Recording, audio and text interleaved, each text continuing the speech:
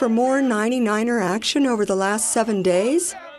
Fast food restaurant workers in New York City united for an unprecedented strike to call for better wages and the right to form unions without interference. Occupy was there in solidarity with the protests of striking workers. Los Angeles was also rocked by striking workers. This time it was the Disney workers who called time to protest Mickey Mouse wages and Donald Dyer work conditions due to exploitation by world-renowned corporate slave driver Walt Disney. Marcha Global Anti-Imposición, LA street action organized by Yo Soy 132, served as another rude awakening for the Mexican consulate, while direct street actions and civil disobedience protests showed the people are not giving up the fight against Deutsche Bank and the corrupt banksters responsible for illegal fraud closures. The third Take Back City Hall rally saw Occupy the Hood Milwaukee march against police terror, poverty, and misrepresentation of the people. Chicago 99ers dug deep once again for Stop the School to Prison Pipeline, a forum organized by Illinois campaign to end what they call the new Jim Crow laws that turn schools in black and brown neighborhoods into a pipeline to the prison system and are often the first on the chopping block for cuts and closures. No justice, no peace. No justice, no peace. No justice, no peace. Mostly because many people believe the fraudulent schemes of Goldman Sachs Group decimated the finances of thousands of everyday Americans in the 2008 financial crisis. The CEO of the company makes an estimated $250,000 per day, while Americans lose their jobs and homes at the highest rate since the 1930s. Occupy Wall Street has had campers in place outside that CEO's home in Midtown Manhattan for over a month, and our New York correspondent dropped by to talk to occupiers about the significance of their outreach action. Over in Chicago, a forum organized by Illinois Campaign to End the New Jim Crow was held on November 27th to outline the school-to-prison pipeline existent in black and brown neighborhoods throughout the city. The reference made by the campaign is to the Jim Crow laws which mandated racial segregation in the U.S. between 1876 and 1965, and systemized a number of economic, educational, and social disadvantages. Forum participants feel the policies of Chicago public schools and Mayor Rahm Emanuel in disadvantaged neighborhoods manifest a new Jim Crow.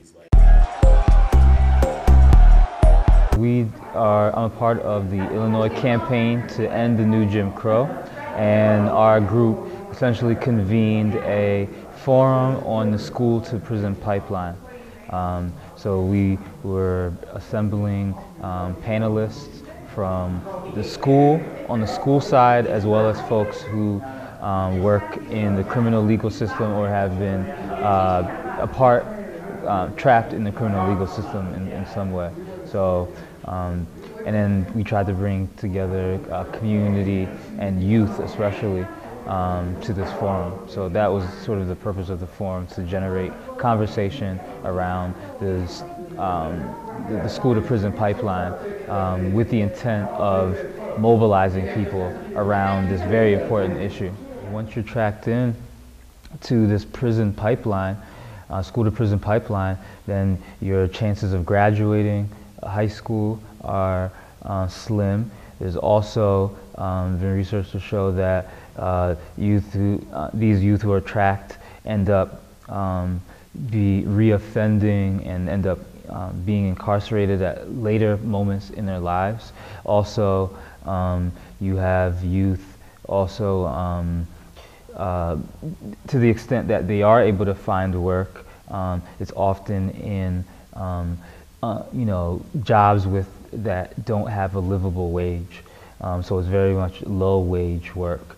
So it absolutely is a system that reproduces itself, and that's part of what we're trying to bring to folks' attention and talk about and bring the narrative out there so that we can challenge this system that we recognize as racist, as very much about this neoliberal capitalism, as well as just a dominating sort of system. So, so we're just trying to fight back against the system, which is much needed. This year has seen a groundswell of labor unrest among Americans working in service and retail sectors. Union organizing is on the rise within groups of workers who, for various socio-economic reasons, have not been traditionally known for their solidarity. Our Walmart has become more visible in the past 6 months, and this week heralded the debut of Fast Food Forward in New York City.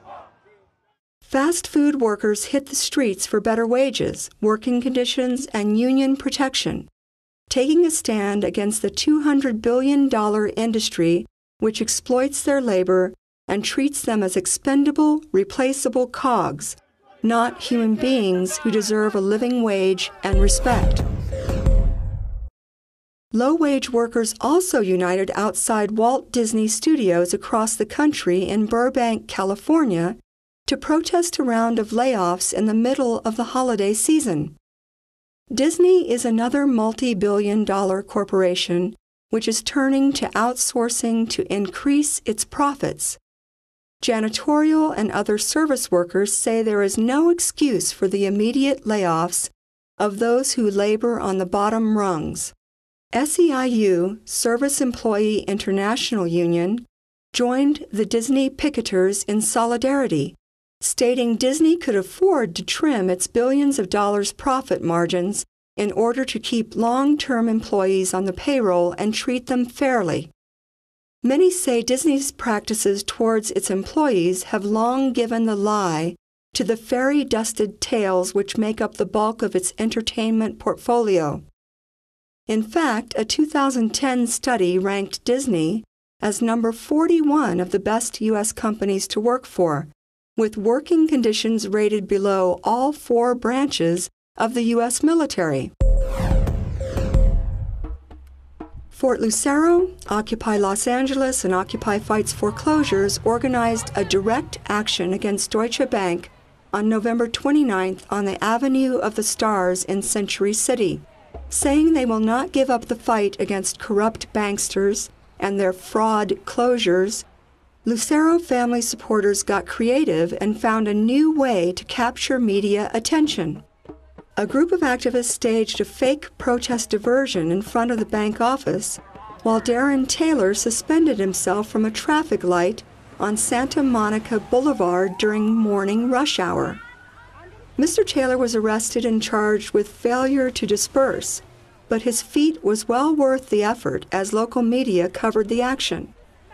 The Luceros may have had to leave their longtime home, but they are united with occupiers in a concerted effort to bring national attention to the foreclosure crisis affecting millions of families across the nation. Occupy the Hood Milwaukee is a grassroots movement comprised of activists, organizers, and community members. The Hood stands in solidarity with any organization which works for the liberation, benefit, and quality of life improvements for disenfranchised people of color. No one knows better than the Hood how disproportionately affected Black, Brown, and Native Indigenous people have been by issues highlighted by Occupy Wall Street. Unemployment rates are double nationwide, incarceration rates higher, wealth gap wider, and more subprime mortgages foreclosures exist within the ranks of people of color. Occupy the Hood Milwaukee has been working tirelessly with actions directed at holding the Milwaukee Police Department and elected officials accountable for police misconduct on the city's streets. On November 30th, Occupy the Hood MKE's third Take Back City Hall action was staged. What's your name? How do you spell it? Who you with? Khalil Coleman, K. Long day. Khalil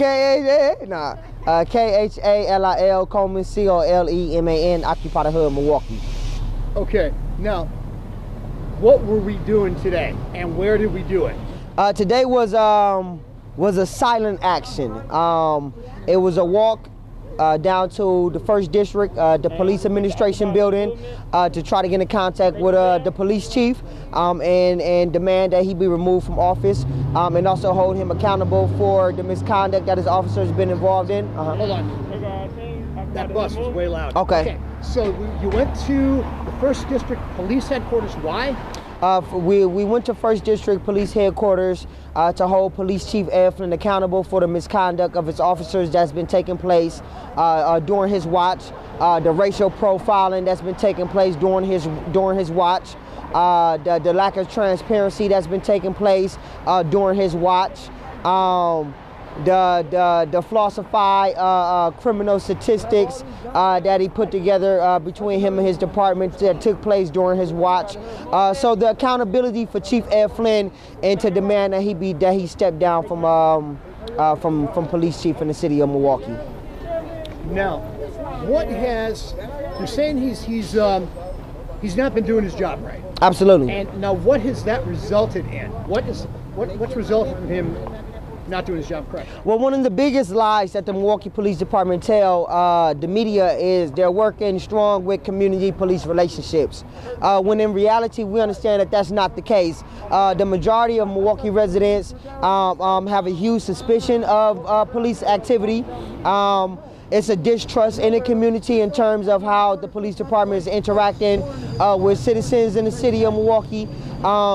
So we know that the way that Police Chief Ed Flynn and his officers are handling business is more of like an organized crime type of behavior than it is of working with the citizens to better have a stronger community. Now, we marched to 1st District today. Talk about what happened when we got there. When we got to 1st District, the officers said that we wasn't allowed to go inside because it was temporarily shut down. However, during the walk down the 1st District, we were not holding up traffic, which was some of the main concerns that they have when we do our walks, is that we're holding up traffic and we're breaking the laws, quote unquote. But none of that existed today.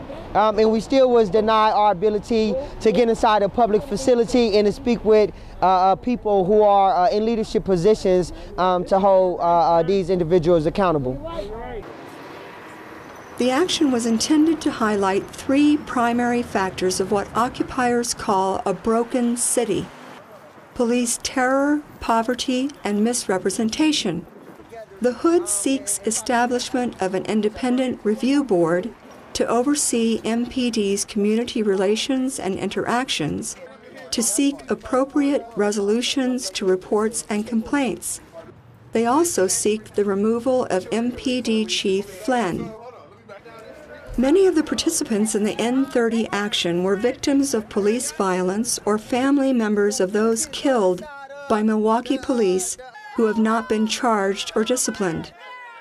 So a lot of people who've never even been to Milwaukee. Who is Derek Williams and what happened to him? Derek Williams is my great nephew, and he was killed in police custody in the back of Squad 30 last year, July. How did he die? What was the physical thing that happened to him? He was beaten, tased, and upon that he was thrown in the back of a police car with his hymen bone, broken his neck, besides other injuries, pleading for his life, and he suffocated in the hands of Milwaukee Police Department. Is there anything else you want to bring up or say right now before I might Khalil? I just want to say that even when this is all over with, we still ain't going nowhere, because it's a lot of changes that still have to be made here in the city of Milwaukee, and it's not going to end. Even when we go to court and whatever happens, with our family, we're still going to keep on keeping on. For the people of Milwaukee, for our community, our children, our grandchildren, my great-grandchildren. The phrase "no justice, no peace" is highly significant to the protesters, and the sequence of events played out accordingly. Emotions ran high, and tempers frayed among the citizens seeking redress for grievous wrongs inflicted on their community by Milwaukee's police. Tell me your name. I'm Kathy Rainier. Kathy, how do you spell your name? R-A-Y-N-I-E-R. Okay, Kathy. What were you telling me about murder in 1979 when you got here and the rest of it? I came here from Boston in 1979. We were right on the street for the murder of Ernest Lacey, not too many blocks from here, at 23rd in Wisconsin, where he was put in a chokehold by the police department and didn't get out of the van alive. At that time, I remember making a poster. There were half a dozen other people who had been murdered under Chief Breyer. Okay. And you had that on the back of, you had a whole poster with nothing but the names of murdered people on it? I'll look for it. Okay. People killed in police custody. And we're in the same shape we're in 1979, as far as I can tell. Is there anything else you want to add right now? Please support reform in the police department, and everybody stand your ground against them.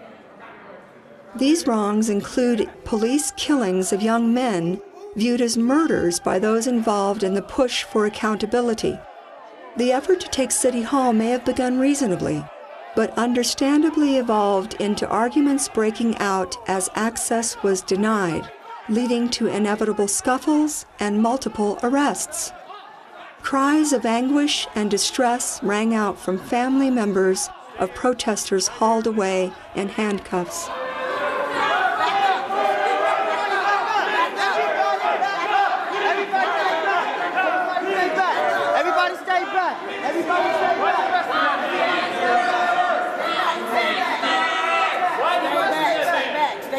Kidnapped my son! Where did that young man, what did he do? You're trying to find my child! Hold on 1 second, you guys. This Hold on 1 is second. Milwaukee police! This is why we are here! Can we speak with the captain? Hold on 1 second. Hold on 1 second, you guys. Do not be reactionary. That's what they want us to do. We cannot come down here and show them this is what we're about. We're about justice and we're about peace. And for all of those who are not upholding that, we need to call them out. And that's the police department. So get it on camera. That's our biggest weapon. It's the camera. No justice. No peace! No justice. No peace! First of all, what's your name? Loki James. Loki James. What happened to you today in Milwaukee? I tried to hold a sign, a banner, from the railing of the City Hall, and there's no law against it, nothing like that. I tried to hang it, and the police officer behind me ripped it out of my hands. I would not release it, and he like dragged me with it, and then he detained me. Detained, that's the term he used, and he got my info, and then he released me. Okay, now, was that your father or your brother? Who was that that also got picked up? That was my cousin, yes. Okay, so they were looking for you or something like that? Well, I was upstairs. That was you? Thank you very much. I love this show. I watch every episode, and I appreciate all your work you do. Thank you very much. On December 1st, a street action was staged by Yo Soy 132 Los Angeles with Occupy Los Angeles in attendance. The Marcha Global Anti-Imposición was scheduled by Mexican Americans in solidarity with huge protests in Mexico against what is seen by citizens in that country as the forceful imposition of a president not elected by a majority of the electorate, a president who epitomizes the cronyism and corruption of corporate and cartel control over Mexico's population.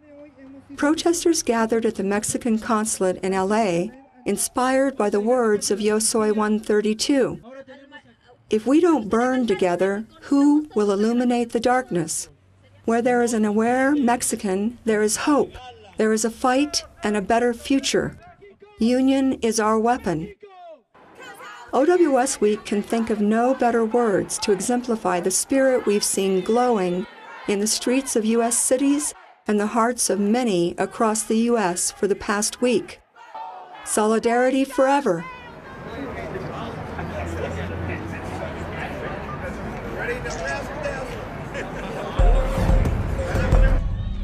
The Occupy Wall Street phenomenon took the U.S. government by complete surprise on September 17, 2011.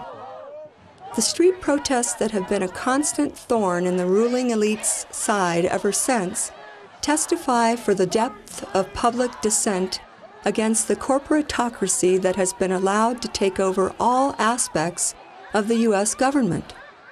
The U.S. police have made almost 10,000 arrests from among hundreds of thousands of protesters who have kept hope alive among the 99ers by enduring the constant intimidation, harassment, beatings, and unfair detentions. But as numbers of protesters, the foot soldiers of the Occupy movement, began to dwindle, the 1% smelled blood and believed that it would all be over by this Christmas. But as we all sat licking our wounds after our epic battles against the ruler's minions and lackeys across the world, new torchbearers have appeared from among our ranks. Walmart workers who cannot live without food stamps put their best foot forward and took on the world's biggest retailer. Months of their protests returned mixed results, but it was enough to show others that in order to force corporate America to take notice, the fight would have to be taken to it.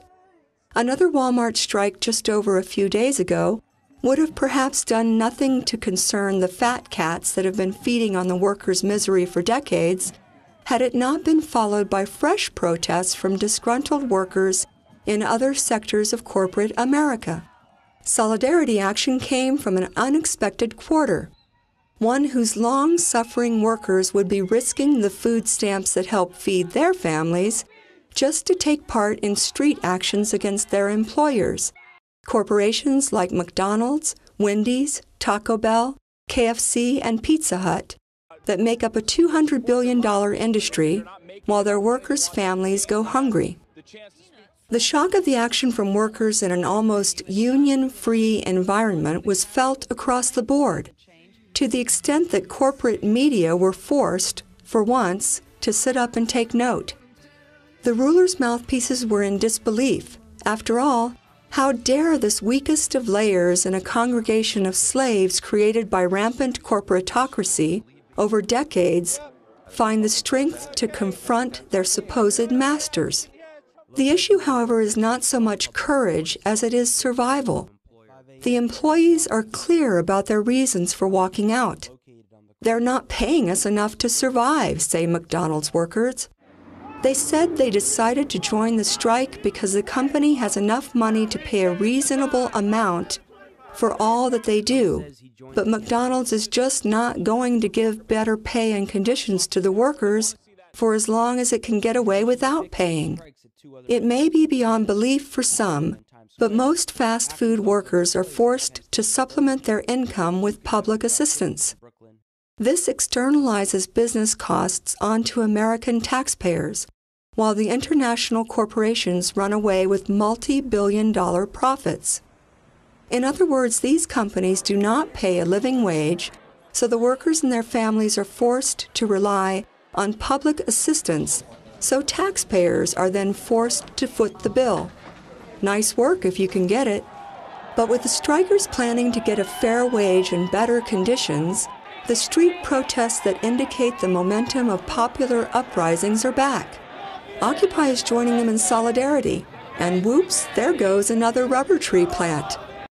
The latest in a long saga of the American public's fight for its rights involves the Disney Corporation and its workers. It has transpired that paying the workers slave wages and dumping the responsibility for their well-being on the taxpayers has been regular practice among the U.S. corporates for decades. Disney's dire treatment of its workers is out in the open for the entire world to see now. The myth of corporate invincibility has been thrown to the four winds. The time to slay the monster itself is sure to follow.